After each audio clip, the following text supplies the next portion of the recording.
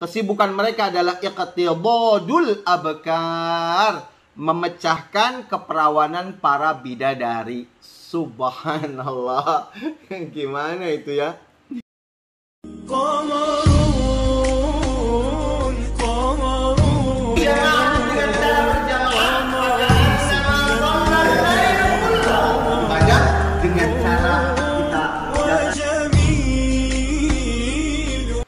Assalamualaikum warahmatullahi wabarakatuh. Alhamdulillahilladzi bi ni'matihi tatimmus shalihat wassalatu wassalam ala Rasulillah wa ala alihi wa sahbihi wa mawala amma ba'du. Apa kabar semuanya?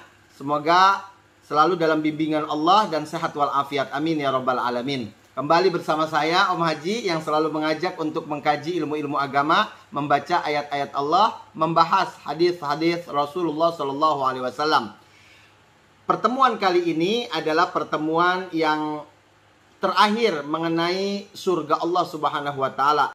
Sebenarnya banyak sekali informasi mengenai tentang surga ini baik dari Al-Qur'an maupun dari hadis-hadis Rasulullah. Tapi saya kira sudah cukup mewakili semua yang ada di dalam Al-Qur'an dan di dalam hadis-hadis Rasulullah tersebut. Karena terlalu banyak, nanti lupa dengan kajian-kajian yang berikutnya. Dan kita akan lanjutkan kajian selanjutnya mengenai neraka-neraka Allah Subhanahu wa taala. Wah, itu juga seru banget tuh ya. Terus simak, insya Allah sangat bermanfaat. Sehingga ketika kita belajar tentang surga, kita berusaha untuk mendapatkannya. Ketika bicara tentang neraka Allah, kita berusaha untuk menghindari agar kita tidak masuk dalam neraka-neraka Allah tersebut. Sebagaimana ini disifati oleh para ulama, sifatnya para sahabat-sahabat Rasulullah. Baik, untuk mengawali kajian terakhir mengenai tentang surga Allah Subhanahu wa taala ini, mari kita bersama-sama mengucapkan al-basmalah. Bismillahirrahmanirrahim. Judulnya adalah ada apa dengan surga Allah Subhanahu wa taala. Bagi siapapun yang belum nonton di part-part sebelumnya tentang pintu-pintu surga, tentang tingkatan-tingkatan surga, tentang postur tubuh di dalam surga, tubuh manusia di dalam surga. Kemudian bagaimana kondisi badan manusia di dalam surga, pakaian-pakaian surga, bangunan-bangunan surga, pohon-pohonan surga. Subhanallah, banyak sekali kita sudah sebutkan. Dan yang belum nonton silakan tonton dulu biar sayang sekali ya kita sudah mengkaji tentang surga tapi ada yang kelewatkan. Nah, ini kajian yang terakhir mengenai tentang sifat-sifat surga. Yaitu pertanyaan mengenai apakah penduduk surga itu mengalami tidur? Ayo, tidur nggak tuh? Di dalam surga itu manusia tidur apa enggak? Penghuni surga tuh tidur apa enggak ya? Mau tidur mau enggak, yang jelas Allah Subhanahu wa taala di dalam Al-Qur'an surat Al-Furqan ayat 24, Allah Subhanahu wa taala berfirman, "Khairun mustaqarra wa ahsanu maqila." Surga itu paling baik tempat tinggalnya dan paling sempurna, paling nyaman, paling indah tempat istirahatnya. Mustaqarra ya. Wa maqila, dan itu sangat-sangat nikmat sekali apabila seseorang tinggal di dalam surga Allah Subhanahu wa taala. Nah, sekarang masuk lagi ke dalam pertanyaan yang tadi. Apakah penduduk surga itu tidur? Ayo dijawab. Jawabannya ternyata enggak. Penduduk surga itu enggak tidur, saudara-saudara. Loh, benar gak tidur? Kata siapa? Ternyata pertanyaan ini sudah pernah ditanyakan sahabat-sahabat Rasul kepada Rasulullah langsung. Nah, kita lihat nih hadisnya. An Jabirin radhiyallahu an. Qila ya Rasulullah ayanamu ahlul jannah? Rasulullah sallallahu alaihi wasallam pernah ditanya, "Wahai Rasulullah, apakah penghuni surga itu tidur?" Kemudian Rasulullah sallallahu alaihi wasallam menjawab, "La." Nah, ingat kalian kata la itu apa artinya? La, no, enggak. An-naumu akhul maut. Tidur itu saudara saudara dekatnya kematian. Jadi tidur itu adalah adiknya kematian. Setengah dari kematian itu adalah tidur. Makanya kalau kita lagi tidur, kita bangun, selalu kita membaca apa? Alhamdulillahilladzi ahyana ba'dama amatana wa ilaihin nusyur. Ya Allah, terima kasih. Alhamdulillah, segala puji bagi Engkau yang telah menghidupkan kami setelah kami mati. Tuh, di dalam doa tidur itu kita dihidupkan, merasa bersyukur dihidupkan setelah kita mati. Berarti benar kata Rasulullah, an-naumu akhul maut. Tidur itu saudara atau adiknya kematian. Wa ahlul jannati la yamutun wa la yanamun. Sedangkan penghuni surga itu tidak akan pernah mati dan tidak akan pernah tidur. Udah ya, kejawab ya. Nah sekarang, terus ngapain kalau enggak tidur? Seru nih. Di dalam Al-Quran, di dalam surat yang sering kita baca nih, surat Yasin, ya. Allah Subhanahu wa Ta'ala menegaskan. Nih surat Yasin ini sering kita baca, makanya kita lihat arti-artinya supaya kita bisa merenungi, ya. Kita bisa memahami di dalam surat Yasin itu banyak menceritakan tentang surga. Inna ashabal jannatil yawma fi syughulin fakihun. Inna sesungguhnya ashabal jannati, itu para penduduk surga itu, al yauma pada hari ini, di dalam surga maksudnya, fi syughulin fakihun. Mereka tidak pernah berhenti dalam kesibukan. Mereka selalu fakihun, bersenang-senang dalam kesibukan. Subhanallah. Nah sekarang pertanyaannya, mereka itu sibuk ngapain? Sibuk ngapain? Kan tadi sudah dijelasin, enggak tidur penghuni surga itu. Terus ngapain? Mereka selalu sibuk. Sibuknya sibuk ngapain? Nih tolong perhatikan. Subhanallah, subhanallah. Ternyata para ulama menafsirkan surat Yasin ini. Di antaranya adalah Imam At-Tabari menafsirkan ayat fakihun. Fi syughulin fakihun. Mereka dalam kondisi sibuk. Sibuk ngapain? Nah, sibuknya ditafsirkan oleh Imam At-Tabari dengan mengucapkan iqtidadul abkar, memecahkan keperawanan para bidadari. Subhanallah. Gimana itu ya? Jadi benar-benar luar biasa para penghuni surga ini. Mereka sibuk. Kirain masih sibuk ngapain? Bekerja. Loh, bekerja mereka sudah tidak butuh lagi harta. Mereka tidak butuh lagi ketenaran. Mereka tidak butuh lagi apapun kebutuhan-kebutuhan di dunia ini. Terus mereka sibuk ngapain? Subhanallah, ini menarik sekali apa yang dikatakan para ulama. Tafsir, fi syughulin fakihun, mereka sibuk, bersenang-senang dalam kesibukan, artinya adalah iqtidadul abkar, memecahkan keperawanan para bidadari-bidadari. Subhanallah. Dan ternyata ini juga ditafsirkan oleh banyak sekali para imam-imam. Di antaranya adalah ulama di kalangan sahabat, Imam Ibnu Mas'ud, Imam Ibnu Abbas, kemudian lagi yang lainnya banyak sekali menceritakan mengenai kesibukan penghuni surga. Nah, sebelum berlanjut, saya mau menyebutkan satu hadis Rasulullah SAW yang sangat penting, sehingga bisa nyambung kepada ayat yang tadi kita sudah sebutkan mengenai tentang aktivitas para penghuni surga yang saya katakan tadi liar. Jadi orang-orang yang beriman ketika masuk ke dalam surga Allah itu mereka sangat liar. Berbeda sekali dengan di dunia. Kalau di dunia mereka itu Masya Allah ahli ibadah, ahli ilmu. Mereka tuh tunduk kepada Allah.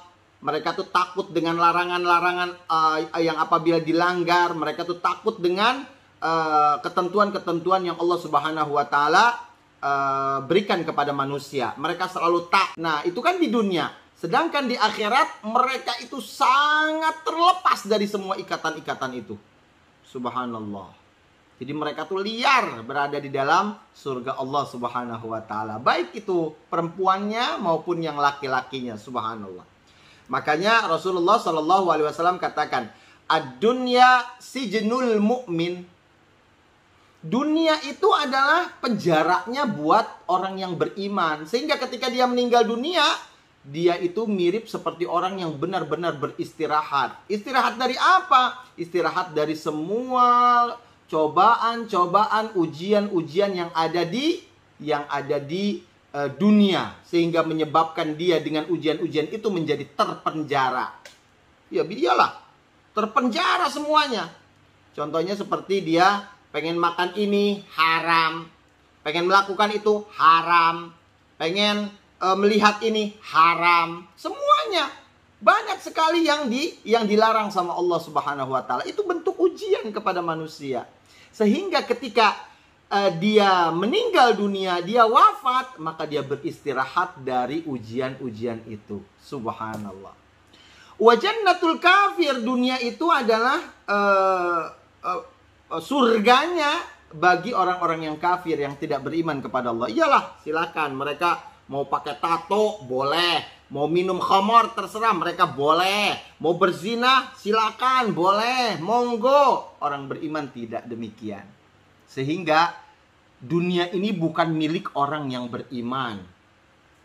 Nah, nanti ketika sudah akhirat sudah dimulai, maka kondisinya akan dirubah menjadi jannatul mu'min. Bagi orang yang beriman nanti di akhirat, nanti akan dibalikin.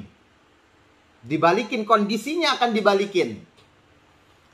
Mereka akan terpenjara, sedangkan orang yang beriman akan terbebaskan. Sebebas-bebasnya. Itulah makanya banyak para asatiz menyinggung bahwa di dalam surga itu memang ada perbuatan-perbuatan atau aktivitas-aktivitas penduduk surga itu dia liar, sangat liar. Subhanallah ya. Bahkan ada yang menyebutkan sampai terlalu berani dia menyebutkannya dengan kalimat di dalam surga itu ada pesta seks dan lain sebagainya ya. Sebenarnya itu sah-sah saja karena di dalam dalil-dalilnya sudah disebutkan, tapi di dalam berdakwah nggak boleh demikian. Kalimatnya harus lebih diperhalus sedikit lah ya. Sifat-sifat surga yang selanjutnya adalah ini yang paling terseru nih. Masya Allah. Apakah penghuni surga itu melakukan seks?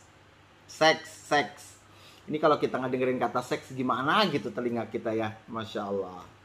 Nah, pertanyaannya di dalam surga itu ada seks apa enggak? Nah, baik. Tanpa basa-basi kita langsung aja sebutin hadisnya dari Rasulullah SAW. Hadis ini diriwayatkan oleh sahabat yang mulia Zaid bin Arqam. Sahabat yang mulia Zaid bin Arqam. Rasulullah SAW bersabda, "Innar rajula min ahlil jannati yu'ta quwwata mi'ah rajulin fil aql wasyahwah wasyurbi wal jima'." Rasulullah bersabda, seseorang yang menjadi penghuni surga itu diberikan sama Allah anugerah kekuatan. Kekuatannya 100 kali lipat kekuatan dibandingkan lagi waktu hidup dia di dunia. Kuat dalam apa? 100 kali lipat kekuatan dalam makan. Jadi makannya lebih rakus di sana. Di sini kan kita disuruh puasa, disuruh makan secukupnya. Di surga nggak ada lagi batasan. Jadi yang paling banyak makan nanti orang yang beriman, dan tanpa batasan apapun. Wasyurbi, minuman, bahkan disebutin minumannya itu nggak tanggung-tanggung, minumannya khamar. Ini minuman yang ternikmat, khamarnya nggak kayak di dunia. Khamarnya ini khamar yang paling ternikmat, subhanallah. Kemudian yang selanjutnya wasyahwah. Dia itu 100 kali lebih dahsyat dibandingkan daripada penghuni dunia dalam syahwat. Pengen apa aja di dalam surga itu. Syahwat, nafsu syahwatnya banyak bener. Wal jima', dan 100 kali lipat kekuatannya dibandingkan di dunia dalam bersetubuh, dalam seks. Allahu Akbar. Gimana ini? Aduh, ngeri kita yang ngeri. Jadi Rasulullah SAW yang katakan ini. karena ini pembicaraannya bareng-bareng, didengar oleh banyak orang, ya, pada berkumpul para sahabat. Ternyata ada orang juga, orang Yahudi. Akhirnya orang Yahudi ketika ngedengerin tentang Rasulullah mengucapkan itu, dia nyeletuk. Faqala rajulun minal Yahud. Orang Yahudi di Madinah itu kemudian mengucapkan, fa innal ladzi ya'kul wa yashrab takunu lahu al-hajjah. Masa bisa sih? Dia nyeletuk jadinya, ya. Masa bisa sih orang yang makan dan orang yang minum pasti dia membutuhkan buang air. Buang air pipis, buang air besar. Pasti itu secara biologis, ya. Kemudian mendengar celetukan orang Yahudi itu, kemudian Rasulullah jawab dengan tegas. Hajatu ahadihim araqun yafidhu min jildih. Ya benar. Orang di dalam surga kalau makannya sudah banyak, terlalu banyak dia makan, kemudian dia minumnya banyak, dia membutuhkan buang air. Tapi buang air di sana adalah araqun yafidhu min jildih. Keluar keringat dari kulitnya. Keluar keringat dari kulitnya. Fa idza batnuhu qad damur. Maka pada saat dia sudah keluar keringatnya, maka ini perutnya sudah kembali semula, tidak lagi merasakan kenyang lagi. Subhanallah. Makanya di dalam surga orang makan sebanyak-banyak pun orang makan dan minum, tidak pernah ada merasa puasnya atau tidak pernah merasa dia kekenyangan. Karena habis makan, habis kenyang, berkeringat. Wah, berarti penghuni surga itu banyak banget yang berkeringat dong. Bau dong. Nah, kita lihat nih. Emangnya bapak-bapak, ibu-ibu, kalau keringetannya di dunia ini kan asem. Bau, ya, bau keringat. Dalam lafaz yang lain disebutkan bahwa keringat penduduk surga itu berupa menjadi parfum dia. Allah, habis makan kenyang, habis minum kenyang. Kemudian berkeringat, keringatnya jadi parfum dia. Subhanallah. Keringatnya penduduk surga itu menjadi parfum yang terbaik. Parfum yang terwangi. Subhanallah. Subhanallah, ya. Nah, jadi kesimpulannya bahwa ternyata di dalam surga itu ada seks. Ada seks. Tapi saya nggak mau terlalu frontal banget ngomongin tentang pesta seks lah atau apalah. Tapi yang jelas sih memang seperti itu adanya, liar. Orang-orang penghuni surga itu meluapkan, melampiaskan, ya, keinginannya waktu di dunia yang belum sempat dia lakukan, akhirnya dilampiaskan semuanya di dalam surga. Subhanallah. Kenapa? Karena semuanya tersedia, memang sudah disediakan sama Allah Subhanahu wa taala. Subhanallah. Nah, di dalam tafsir Al-Qurtubi, seorang sahabat Rasulullah sallallahu alaihi wasallam bernama Ibnu Abbas radhiyallahu an. Beliau ini ahli tafsir. Pernah beliau mengucapkan bahwa seperti ini. Innar rajul min ahlil jannah liyu'aniqal haura sab'ina sana. Sesungguhnya seorang penghuni surga itu akan memeluk bidadari selama 70 tahun. Memeluknya 70 tahun. Karena kan waktu itu kan relatif, ya. Di dalam surga itu waktu itu beda tentunya dengan di dunia. Di dunia itu jangan dibandingkan dengan di surga. Jauh beda, ya. Meluknya kalau diukur dengan penghuni dunia, Masya Allah, selama 70 tahun meluk bidadari. Selama apa itu ya? Masya Allah. Dia nggak bakalan bosan dengan bidadari-bidadari itu. Dan juga bidadari pun nggak bosan dengan dia. Seorang menjima bidadari, maka bidadari itu kembali menjadi adat ilahi syahwatu, ya. Dia menjadi wajadaha bakaran, kembali perawan lagi, gadis lagi. Dan setiap kali ia kembali kepada sang bidadari, maka syahwatnya kembali lagi. Jadi nggak ada tuh istilahnya capek, nggak ada istilahnya lelah, lemes, nggak ada di dalam surga. Subhanallah. Jadi mereka itu kembali kuat lagi. Tidak ada keluar dari mereka sperma atau mani. Kemudian bidadari pun tidak ada kotorannya. Subhanallah, subhanallah. Ini terlalu dalam, ya, ngeri kita. Baik. Baik, jadi demikian. Masya Allah, mudah-mudahan kita mendapatkan kenikmatan-kenikmatan yang tak terbatas itu, subhanallah ya. Baik, sifat-sifat surga yang selanjutnya. Sekarang bidadari. Kita kan sering banget tuh mendengar kalimat atau kata bidadari surga. Nah, sekarang saya pengen menjelaskan tentang bidadari surga itu dari versi Al-Quran dan hadis. Yang pertama adalah harumnya bidadari.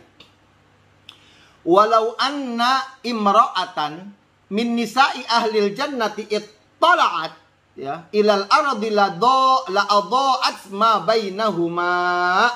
Satu bidadari itu, kata Rasulullah, satu bidadari penghuni surga. Jadi bidadari surga itu diturunkan ke bumi, la adha'at, maka dia akan menyinari semua yang ada di bumi itu. Menyinari.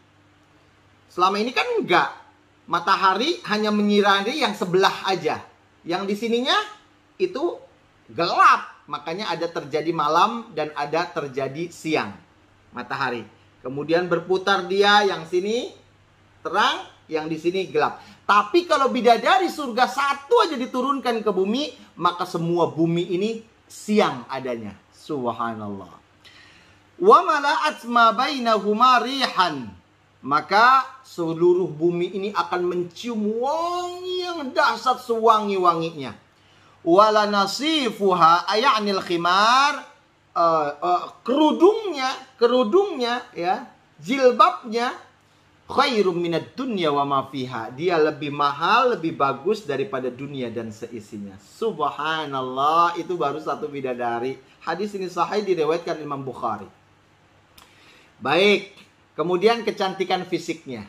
Nih, tadi harumnya, tadi bersinarnya, indah dipandang wajah, indah dipandang mata. Masya Allah. Kemudian kecantikan fisiknya.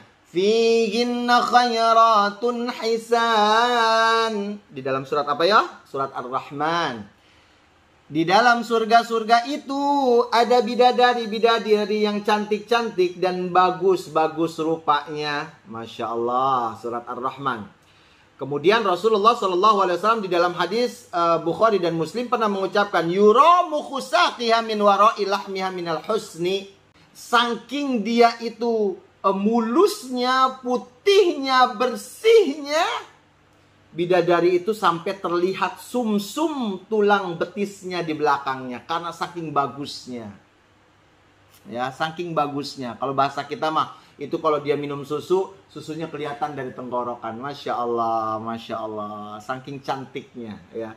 Jadi bukannya berarti menyeramkan. Makanya para ulama di sini menerjemahkan, kelihatan sumsum dari betisnya, ngeri banget dong. Udah kayak makhluk apa gitu. Enggak. Kalimatnya di situ minal husni, saking bagusnya. Oke, baik. Kemudian ahli tafsir mengatakan sabda Rasulullah SAW ini begitu indah karena lembutnya, halusnya kulitnya. Masya Allah. Kadzalika wa zawwajnahum bihurin 'ain. Dan kami akan nikahkan mereka ya dengan hurin 'ain, ya, dengan bidadari. Subhanallah. Nah, ternyata kalimatnya di dalam Al-Qur'an itu hurin 'ain. Hur itu jamak dari haurah. Jadi jamak bentuknya. Dan kami nikahkan mereka dengan bidadari. Bukan cuma satu, bro. Masya Allah, bukan cuma satu. Allahu Akbar. Kemudian yang dimaksud dengan hur adalah bentuk jamak. Karena hur itu jamak daripada haurah. Kalau haura, makanya ada orang menamakan anaknya dengan haura. Haura itu artinya bidadari. Yaitu wanita muda yang cantik jelita dengan kulit yang putih dan mata yang sangat-sangat hitam. Kemudian, sedangkan ain adalah wanita yang memiliki mata yang sangat indah, ya. Baik. Kemudian sifat yang selanjutnya adalah sopan dan pemalu. Udah cantik, udah bersih, udah wangi. Orangnya sopan lagi, bikin gregetan. Subhanallah. Itu dia sifat-sifatnya bidadari. Fihinna qasiratut tarfi lam yatmithunna insun qablahum wala jan.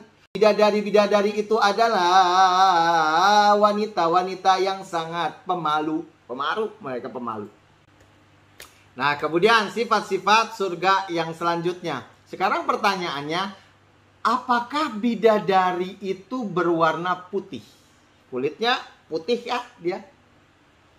Ustadz, saya kan senangnya enggak yang suka yang putih. Saya pengen banget yang hitam. Ada, karena warna itu relatif loh. Orang bisa jadi ada yang suka hitam, ada yang suka putih. Nah, sekarang pertanyaannya, apakah semua bidadari itu berwarna putih? Nah, tetapi di dalam Al-Quran itu disebutkan bahwa putih itu adalah sifat-sifat yang pada saat Al-Quran itu diturunkan menunjukkan kepada kesempurnaan. Ya, tidak ada cacat, tidak ada aib, tidak ada kekurangan. Jadi disitulah disebutkannya dengan putih warnanya. Bidadari itu putih warnanya. Ka'annahunnal yaqut wal marjan. Sesungguhnya mereka itu bidadari-bidadari surga mirip seperti permata berlian. Permata-permata berlian-berlian yang bersinar-bersinar itu, ya. Yang dimaksud adalah bidadari surga adalah seperti sebening, ya. Jadi bening banget. Pokoknya bukannya warnanya ya, tapi manisnya, ya. Indahnya, jadi mirip seperti berlian gitu, subhanallah. Hurum maqsuratun fil khiyam. Mereka itu bidadari-bidadari itu sangat jelita sekali, cantik sekali. Putih bersih dipingit dalam kemah, jadi nggak kemana-mana. Dia nggak pernah dilihat sama orang. Kan kalau kita kan ngeri itu ya, kita punya istri cantik dilihatin sama orang. Kalau ini nggak, kecantikannya, wanginya, indah kulitnya itu khusus buat dia yang memilikinya, nggak pernah dilihat sama orang lain. Lam yatmithunna insun qablahum wala jan. Tidak pernah disentuh oleh manusia dan oleh jin sekalipun. Subhanallah, ya. Dipingit di dalam kemah-kemah. Maksudnya dipingit adalah hanya diperuntukkan untuk suami-suami mereka, enggak untuk orang lain. Ya. Baik. Kemudian di dalam Al-Qur'an yang lain disebutkan ka'annahunna baydum maknun. Mereka itu mirip seperti telur burung unta yang tersimpan dengan sangat apik. Jadi telur burung unta nih saya perlihatkan ya gambarnya ya. Ustadz, saya pengen banget bidadari yang hitam. Karena saya sukanya yang hitam. Ini kulit saya udah putih. Nah, ini relatif. Mirip seperti istri saya nih. Keluarganya semuanya putih. Akhirnya pilih saya yang agak-agak hitam dikit. Ya, jadi relatif. Ya. Sekarang pertanyaannya, adakah bidadari yang hitam warnanya? Nah, ini mirip seperti Umar bin Khattab radhiyallahu an di dalam satu kitab yang ditulis oleh Imam Ibnu Qayyum Al-Jauziyah, ya, dalam yang judulnya adalah Rihlah ilal Jannah, Traveling to the Heaven, ya, perjalanan menuju surga. Pernah di situ di dalam kitab itu disebutkan bahwa Umar bin Khattab radhiyallahu an mengakui dia sering berdoa untuk diberikan bidadari yang berkulit hitam.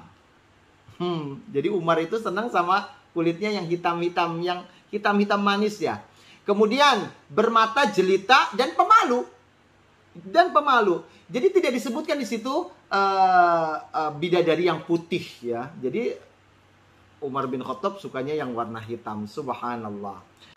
Nah, sekarang kalau ngomongin tentang bidadari-bidadari ini kadang-kadang suka membuat para perempuan-perempuan cemburu. Ngomongin bidadari. Ini kita nggak dianggap nih. Mentang-mentang kita mah udah ya penghuni dunia. Nah, sekarang kita pengen lihat dulu nih. Sabar ibu-ibu, sabar. Bidadari-bidadari surga banyak sekali disebutkan di dalam Al-Quran. Di dalam surat Al-Waqiah, pokoknya banyak tersebar di dalam ayat-ayat Al-Quran. Di antaranya adalah di dalam surat An-Naba yang sering kita sebutkan. Innalil muttaqina mafaza. Orang yang bertakwa akan mendapatkan hadiah. Hadaiqa wa a'naba. Mereka akan mendapatkan kebun-kebun, ya, buah-buah anggur. Wa kawa'iba atsraba. Ujungnya tuh, wa kawa'iba atsraba. Mereka akan mendapatkan gadis-gadis perawan yang sebaya. Maksudnya adalah bidadari-bidadari yang usianya sebaya. Berapa tahun itu? 33 tahun. Lagi seger-segernya. Kemarin kita udah bahas tentang postur tubuh manusia.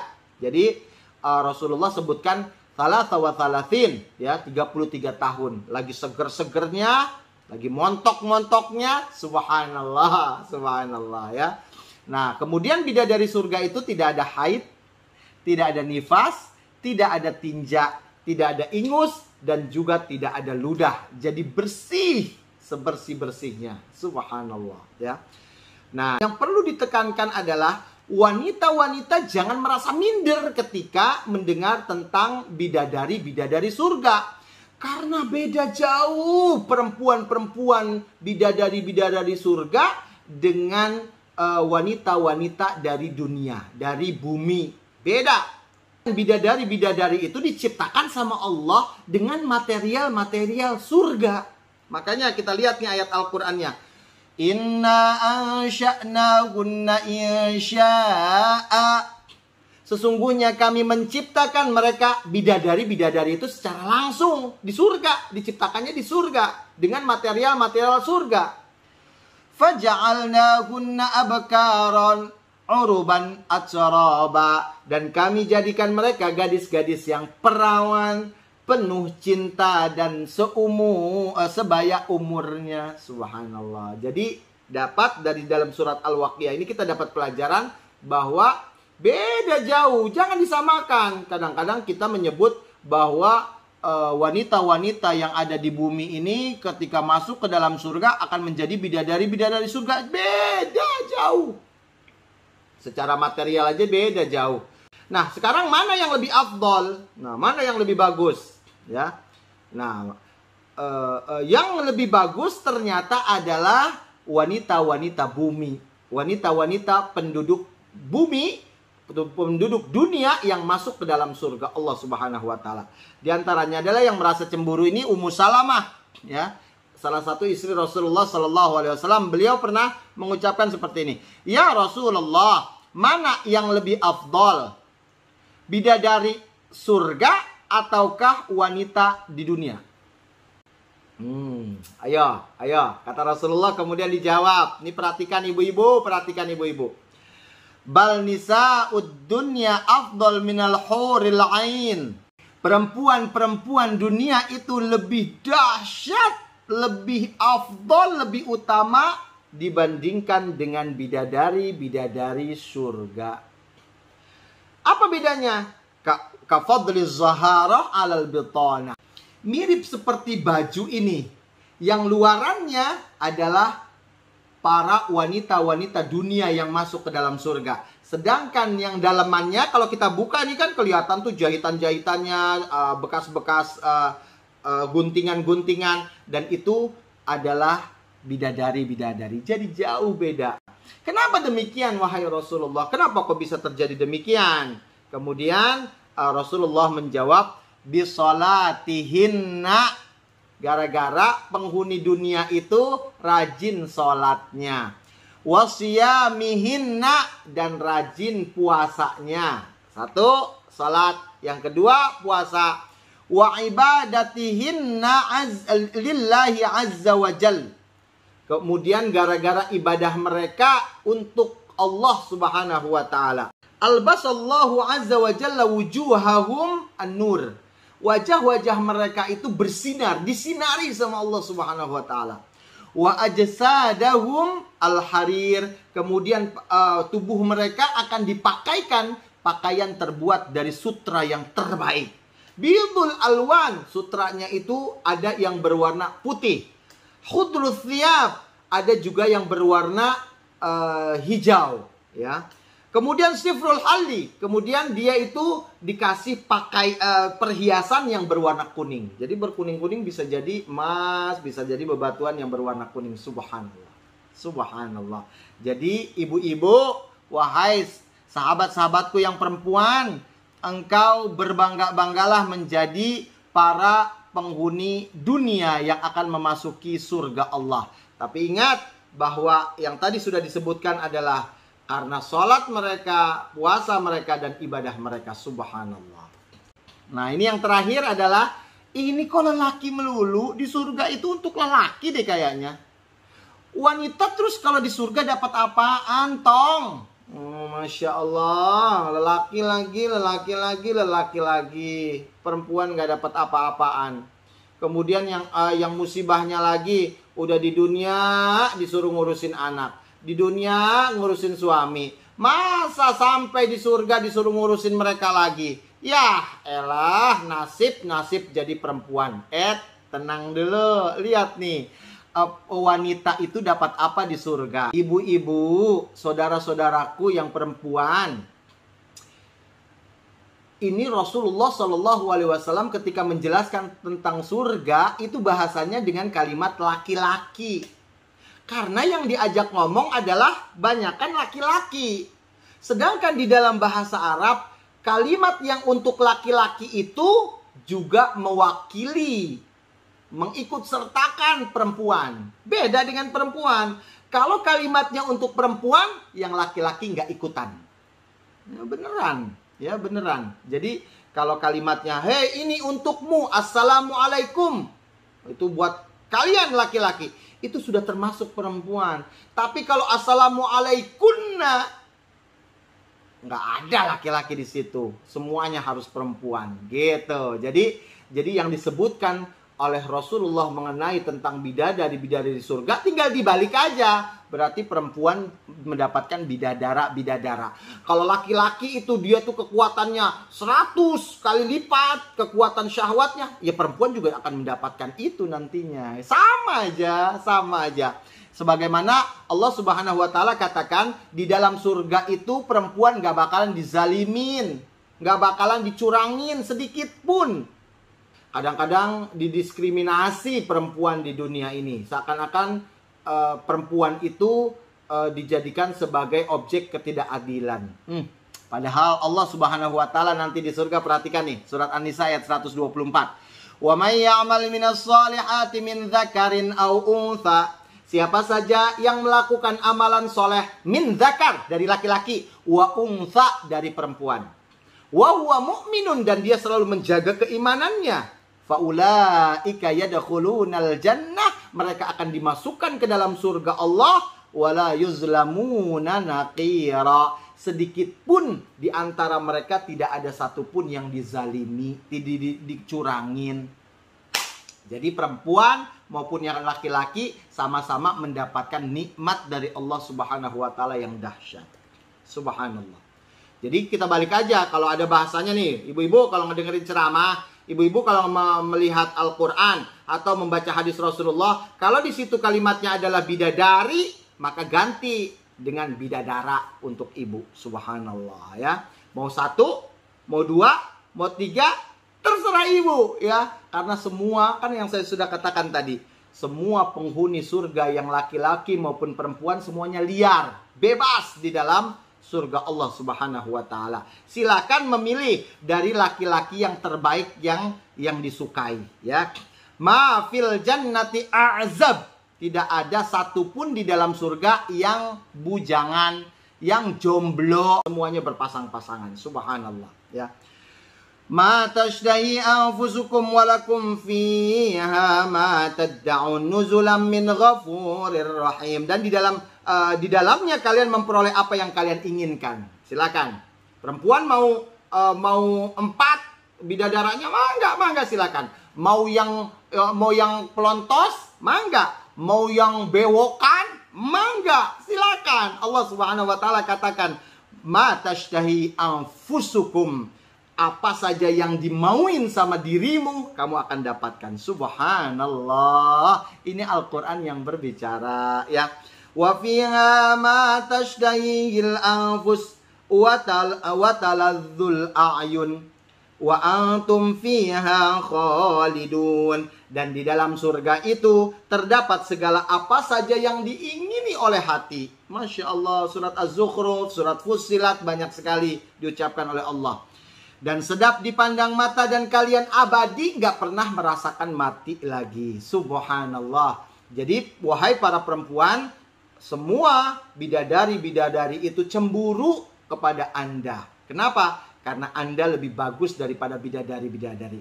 Dan Anda boleh memilih siapapun yang Anda suka. Mau 1, mau 2, mau 3, mau 4, mau 5, 6. Tidak terbatas. Silakan menikmati apa saja yang ada di dalam surga. Nah, untuk mendapatkan itu semuanya, nah kita sepakat, mari bersama-sama kita jaga keimanan kita kepada Allah. Jangan syirik. Mudah-mudahan kita mati dalam kondisi la ilaha illallah, mati dalam kondisi iman kepada Allah Subhanahu wa taala. Dan kita selalu diberikan sama Allah anugerah untuk selalu bersemangat dalam beribadah, semangat dalam melakukan perbuatan-perbuatan yang menyebabkan kita masuk ke dalam surga Allah Subhanahu wa taala ini. Amin. Itulah mengenai tentang surga Allah Subhanahu wa taala, dan kita akan lanjutkan pembahasan kita mengenai tentang tempat yang sebaliknya, yaitu neraka-neraka Allah Subhanahu wa taala. Mudah-mudahan dengan kajian itu kita akan lebih bersemangat untuk menghindari. Kalau bicara tentang surga, kita lebih semangat untuk melakukan amalan-amalan ya yang bagus, yang amalan-amalan soleh.